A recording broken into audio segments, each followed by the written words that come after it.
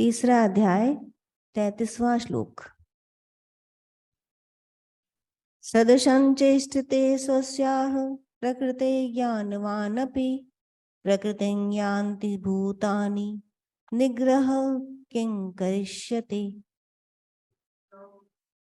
इन्द्रियस्येन्द्रियस्यार्थे रागद्वेषौ व्यवस्थितौ तयोर्वशमागच्छेत्तौ ह्यस्य परिपन्थिनौ। सभी प्राणी अपनी अपनी प्रकृति के स्वभाव के वशीभूत होकर कार्य करते हैं और ज्ञानवान व्यक्ति, ज्ञानी व्यक्ति भी प्रकृति के अनुसार ही कार्य करता है। फिर निग्रह से क्या अभिप्राय? हट करके उसको रोका तो उससे क्या लाभ प्राप्त होगा? इंद्रियां और अपने ही विषयों के साथ विचरण करती हैं। राग द्वेष मार्ग में छिपे हुए शत्रुओं की तरह खड़े रहते हैं और इनसे बचकर रहना चाहिए, क्योंकि यह आत्मा के मार्ग में, आत्मा के स्वयं को जानने के मार्ग में महान शत्रु हैं। कौन? राग और द्वेष। तो इंद्रियां यदि किसी विषय के संग जुड़ती हैं तो उसमें गलत नहीं है, क्योंकि इंद्रियां विषय को देखेंगी तभी संसार का ज्ञान होगा, संसार की अनुभूति होगी। लेकिन उस विषय के संग उनका आसक्ति नहीं होनी चाहिए, जुड़ाव नहीं होना चाहिए, क्योंकि जैसे ही इंद्रियों का विषयों के संग जुड़ाव या आसक्ति उत्पन्न होती है, उसमें राग और द्वेष दो शत्रु आ जाते हैं। तो ये डीप रूटेड है दोनों चीजें, राग और द्वेष। हिंसा और क्रोध से भी अधिक इनकी गहराई है। कैसे? कि हिंसा होती है शरीर से। यदि आप हिंसा करते हैं तो शरीर प्रभावित होता है और हिंसक व्यक्ति का शरीर खराब होता चला जाता है। किसी भी प्रकार की हिंसा हो सकती है। किसी को पसंद नहीं करते, किसी के लिए मन में क्षोभ है, क्रोध है, सब हिंसा के अंदर आ जाता है। शरीर से शरीर खराब होता है। क्रोध आता है बुद्धि के माध्यम से। कोई इच्छा कामना पूरी नहीं हुई तो बुद्धि बिखर जाती है और क्रोध से भ्रम पैदा हो जाता है। तो क्रोध आने से मन खराब होता है, बुद्धि खराब होती है, मानसिक उपद्रव आने लगते हैं। लेकिन यदि द्वेष है, राग और द्वेष है, तो वो संस्कार जनित है, वो डीपर लेवल पे काम करता है और उससे nature, the whole personality changes. और वो आपको आनंद से दूर लेता चला जाता है। जितना अधिक राग द्वेष होगा उतना अधिक अपने आत्मा के साथ परिचय नहीं होगा, आत्मा के साथ दूरी उतनी ही अधिक होगी। अहंकार की मोटाई बढ़ती चली जाएगी राग और द्वेष के साथ। तो वो जीव अपनी आत्मा के उजाले से, उसके आनंद से अधिक दूर होता चला जाता है, जितना अधिक उसके अंदर राग द्वेष होता है। और राग द्वेष को समाप्त करने के लिए जिसके कारण जो है या जो जिसको प्रभावित कर रहा है वो ही उसका बीज है, तो उसी से दूर होता है। शरीर को साधने से राग द्वेष दूर नहीं होंगे, क्योंकि शरीर किससे प्रभावित हो रहा है? वो हिंसा और शरीर का तादात्म्य बताया। मन को साधने से, मनोनिग्रह करने से राग द्वेष दूर नहीं होंगे, क्योंकि वो उससे भी अधिक डीप रूटेड है, आपकी आदतों के संस्कार से बने। जैसे मनु और शत्रुपा की बात की, तो जो मानव उत्पन्न हुआ वो तो प्योर था, आत्मा शुद्ध बुद्ध है, लेकिन उसने शरीर एक धारण किया और जो भी कर्म किए उनके फल स्वरूप कुछ न कुछ बनता चला गया। अब जो बनता चला गया उसमें कैरेक्टर्स आते चले गए, प्रकृति बनती चली गई उससे। तो तभी सबकी इंडिविजुअल अपनी अपनी प्रकृति की, जैसे जैसे कर्म किए उसके आधार पे प्रकृति आदतें बनती चली गई। अब वो इतनी गहराई है उन आदतों में कि वो आपके चरित्र का निर्माण कर रही है, तो उसी उसी डीप रूट पे ही जा करके बदली करने से बदली होगा, ऐसे नहीं होगा। तो आपने ढेरों उपवास किए कि मेरा मन ना चले, खाने का शौक है, आपने बहुत से उपवास कर लिए, साल साल भर के व्रत ले लिए। कई लोग होते हैं ना कि एक ही समय खाना खाएंगे, शाम को नहीं खाएंगे, रात को नहीं खाएंगे। उससे क्या होगा? उससे आदत, जो राग द्वेष है, जो संस्कार जन्य है, वो नहीं जाएंगे। सालों उपवास करने वालों के क्या राग द्वेष चले गए? आपके आसपास लोग होंगे ऐसे। हम बिस्तर पे नहीं सोएंगे, जमीन पे सोएंगे, चप्पल नहीं पहनेंगे, इससे क्या राग द्वेष चले गए? नहीं जाएंगे। मैं नहीं कह रही हूं, भगवत गीता कह रही। तो भगवान क्या कह रहे हैं कि ऐसे निग्रह से कोई अभिप्राय नहीं। अभी तो शरीर का निग्रह हो गया, अब मनोनिग्रह की बात आती है, मन का निग्रह। शरीर के संग मन का भी निग्रह किया। यदि आपने कहा कि हम खाएंगे नहीं, तो मन का भी निग्रह किया, उससे कुछ प्राप्ति नहीं हुई। अब यदि ध्यान में भी आप मन को रोकना चाहते हैं कि वो इधर उधर ना जाए, विश्वों में ना भटके और रुक करके ध्यान करे भगवान का, तो वो भी नहीं हो पा रहा। कभी हो जाता है, कभी नहीं होता। क्यों? क्योंकि राग द्वेष है। आपने जाना ही नहीं, लेकिन आप ध्यान करने बैठे और कब वो मन चल दिया फिसल करके पता ही नहीं चला। अचानक देखा कि अरे मैं तो बाजार में घूम रही हूँ, फिर वापस पकड़ के लाया उसको, बैठा, और फिर वो कब स्लिप होकर के निकल गया पता नहीं। तो ये चलता रहता है।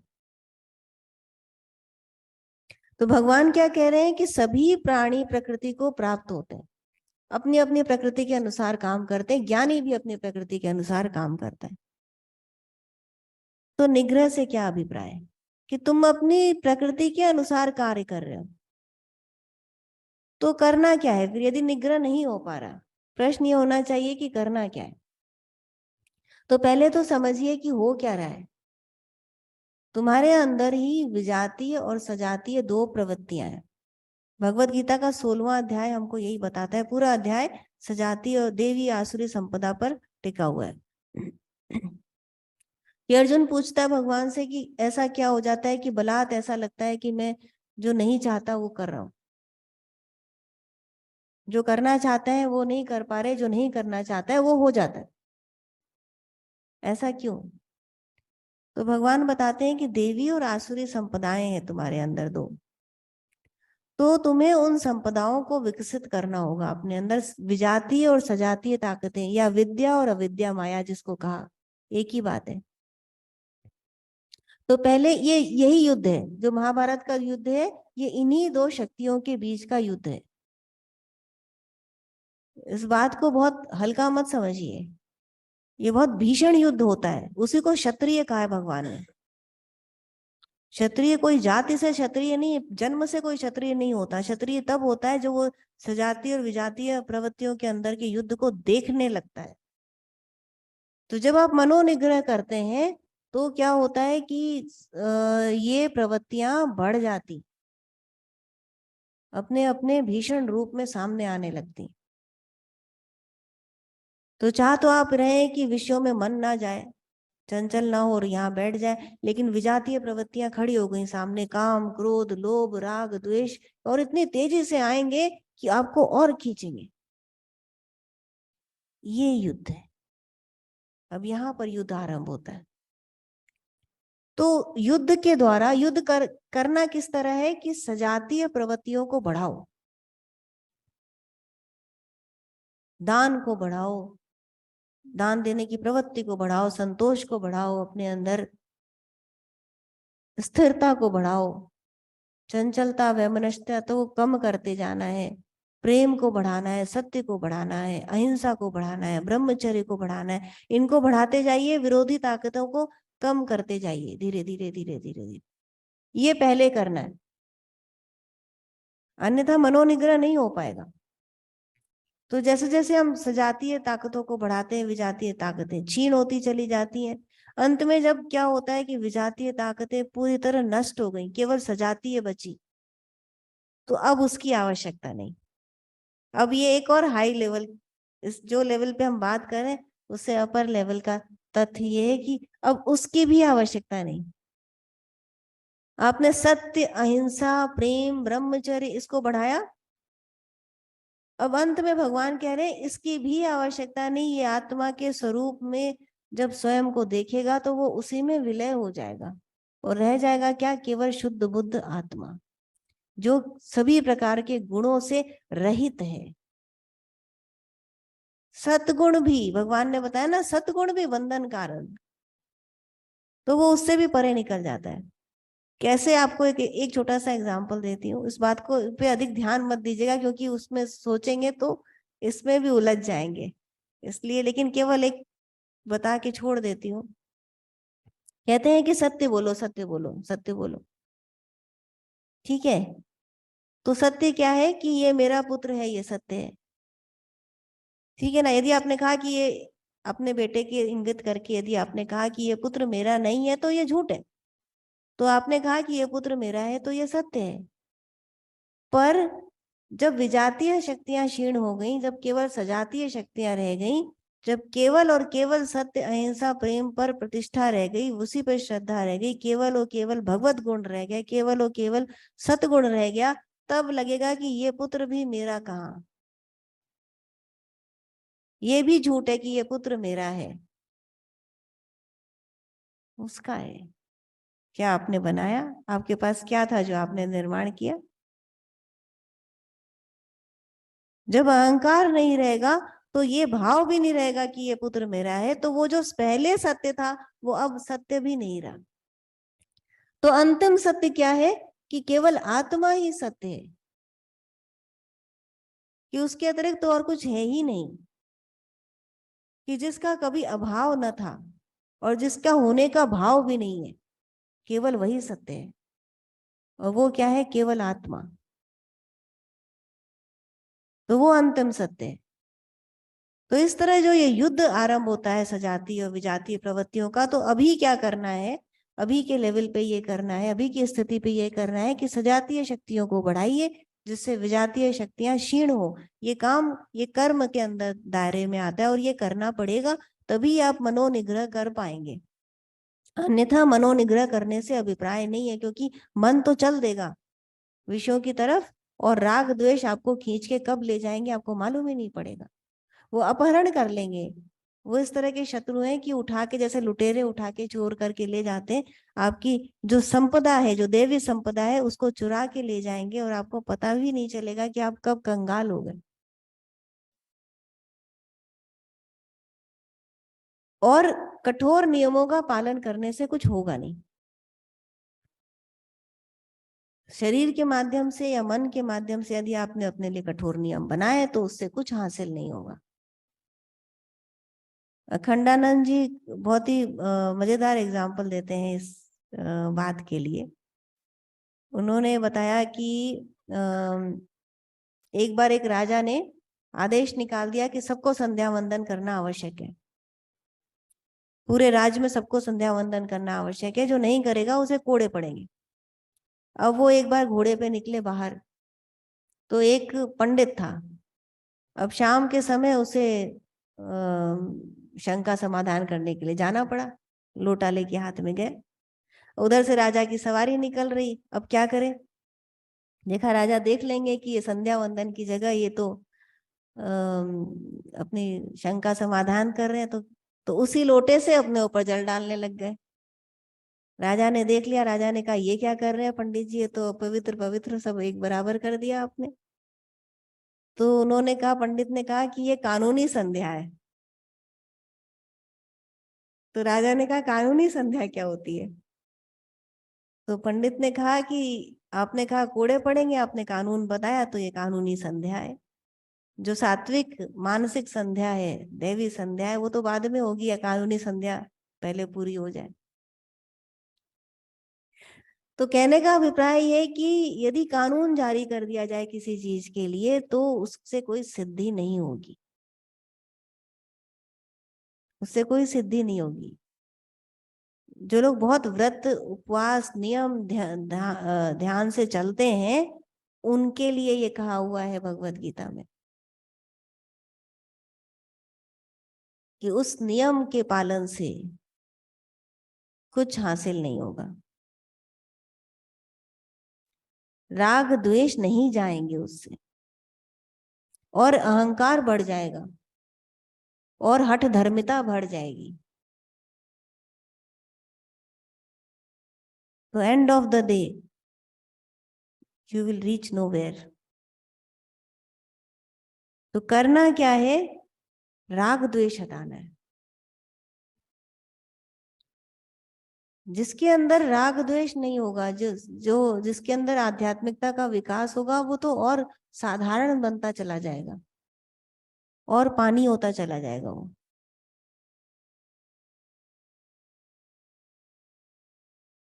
अहंकार में चलता हुआ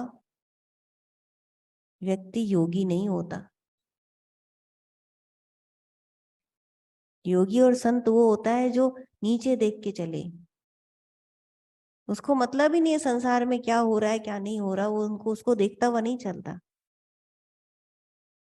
तो राग द्वेष से अपने को दूर रखते हैं वो, रह नहीं जाता उनके अंदर राग और द्वेष। वस्तुओं के संग आंखें मिलती हैं तो केवल उनको संसार को चलाने के लिए, उसके संग जुड़ाव के लिए नहीं।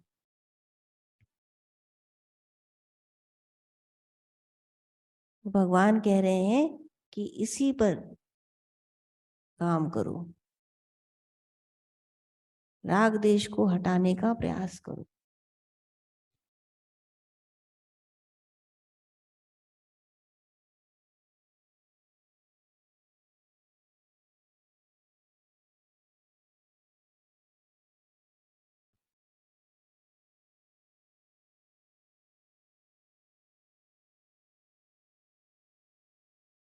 तो हमें करना क्या है? अपने अंदर सजातीय शक्तियों का विकास करना, सत्य का धर्म का अनुष्ठान करना।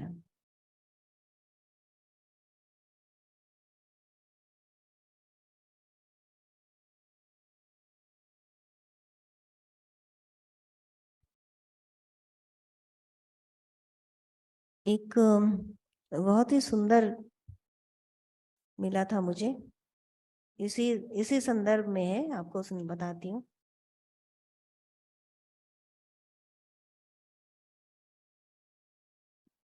Panchanan Bhattacharya, the chief disciple of Lahiri मास्या।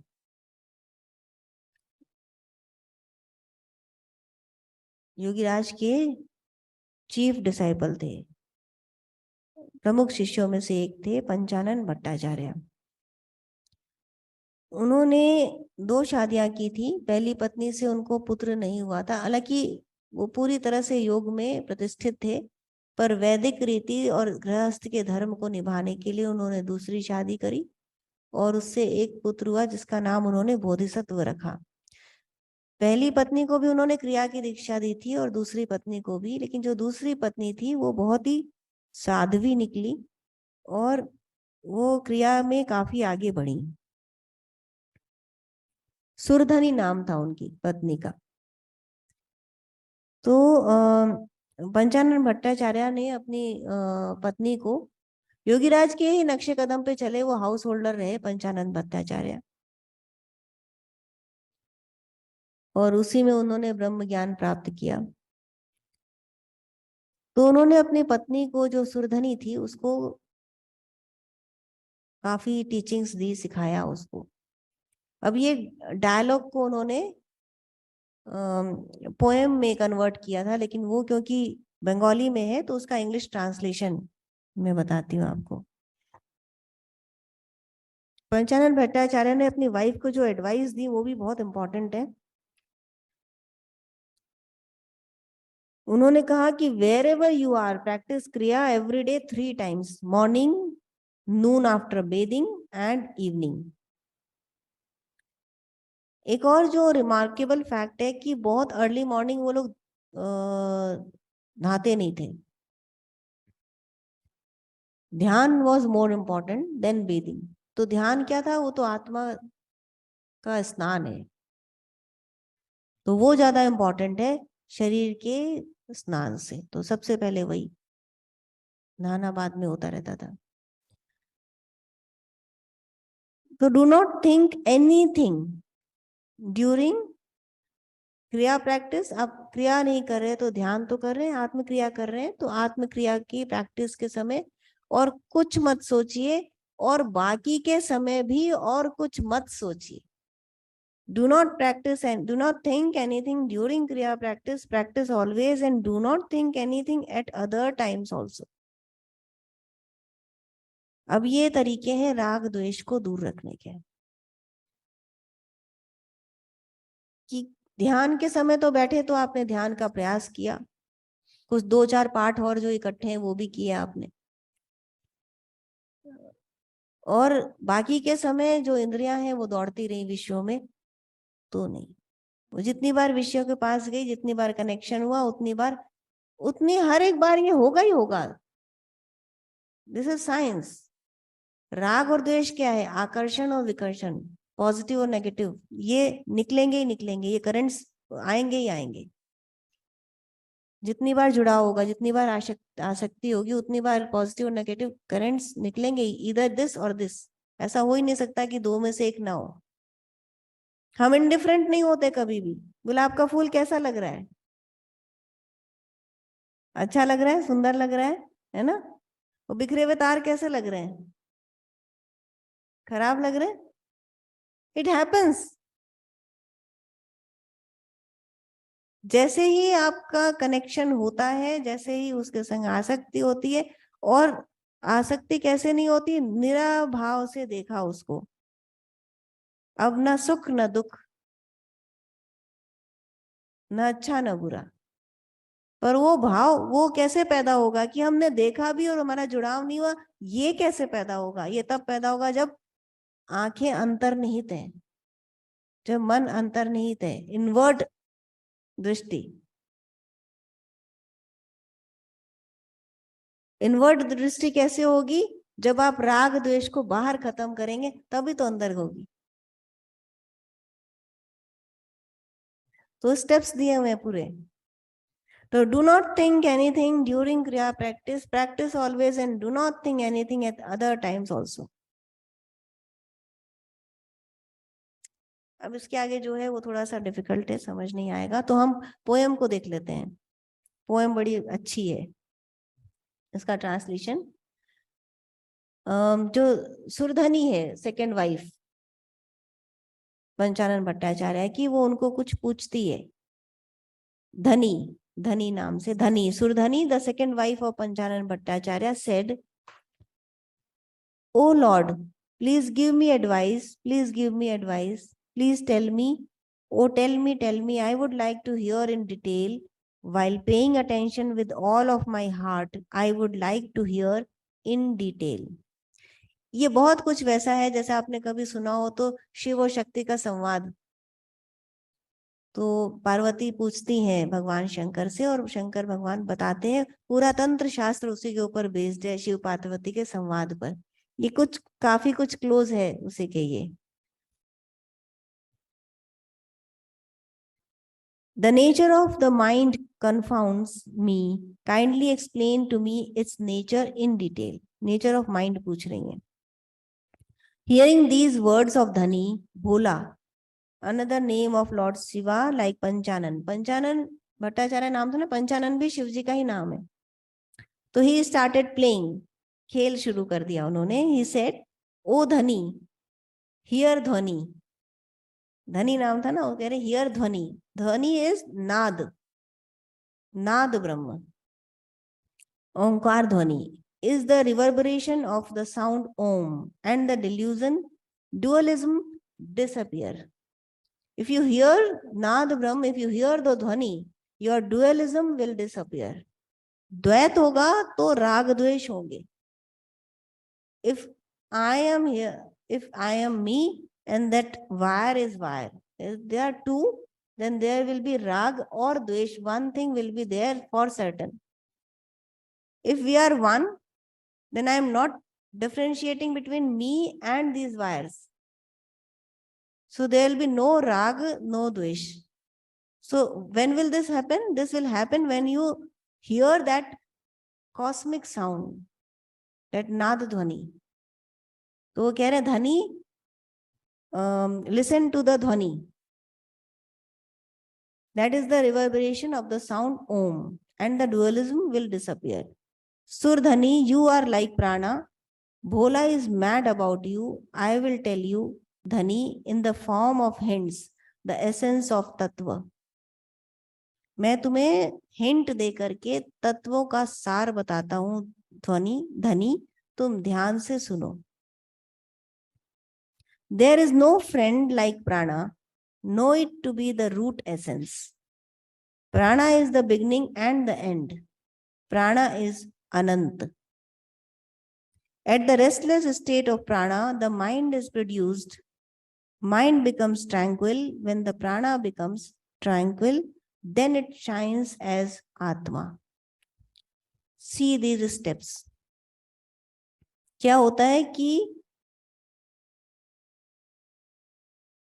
जब प्राण चंचल हैं तो मन की उत्पत्ति होती. प्राणों की चंचलता से मन उत्पन्न होता है. और there is no friend like prana. Know it to be the root essence. Prana is the beginning and the end. Prana is Anant. At the restless state of prana, mind is produced. Mind becomes tranquil when the prana becomes tranquil.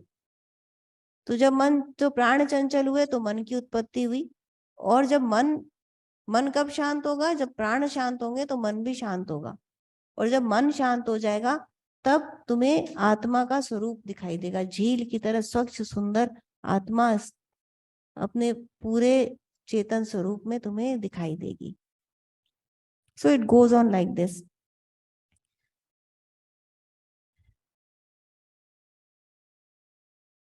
It's beautiful poem. और पूरा step by step पूरा बताया हुआ उन्होंने.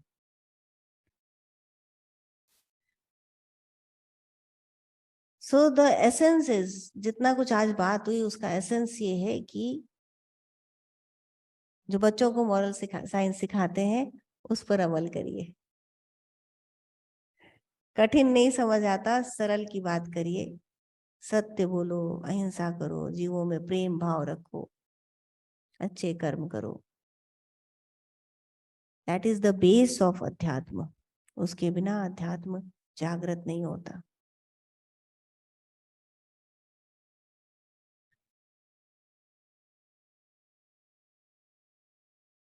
जय श्री कृष्ण.